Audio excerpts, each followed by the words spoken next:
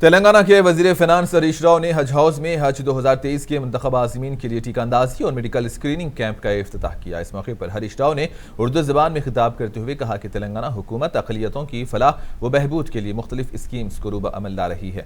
लड़कियों की शादी को आसान बनाने के लिए शादी मुबारक स्कीम को मुतारिफ करवाया गया। अक़लियतों के बच्चों को तालीम से आरास्ता करने के लिए रियासत में अकामती स्कूल्स को कायम किया गया, जिसमें मेयारी तालीम फराहम की जा रही है। इन्होंने रियासत की तरक्की और वज़ीर आला KCR के लिए दुआ करने आज़मीन हज से अपील की और कहा कि हुकूमत आज़मीन हज को बेहतर सहूलतें फराहम करने के इक़दाम कर रही है। रियासत के दीगर अजला में भी हज हाउस तामीर करने के इक़दाम किए जा रहे हैं ताकि आज़मीन को सहूलत हो सके। इस तक़रीब में हज कमेटी के चेयरमैन मोहम्मद सलीम, रुकन असम्बली जाफर हुसैन मिराज, बी शफीउल्लाह और रुकन कानून साज कौंसिल फारूक हुसैन, इम्तियाज़ इसहाक और तारिक अंसारी के अलावा दीगर ने शिरकत की।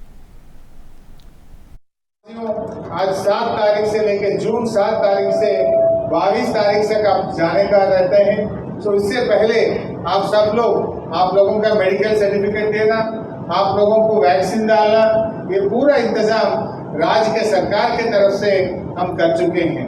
हमारा कमिश्नर श्वेता मोहंती ने ये पूरा वैक्सीन भी मंगा के हैदराबाद में हम पूरे हॉस्पिटल्स में, अपने हज हाउस में इसका पूरा इंतजाम करके रख चुके हैं। बस आप सब से मैं एक ही गुजारिश करना चाहते हैं, आप हज जा रहे हैं, आप हज में अपना सरकार के लिए, CM KCR साहब के लिए, अपना तेलंगाना और अच्छा डेवलपमेंट होने के लिए दुआ करिए। आपके लिए, आपका फैमिली के लिए करिए, साथ साथ में अपना सरकार के लिए भी दुआ करिए।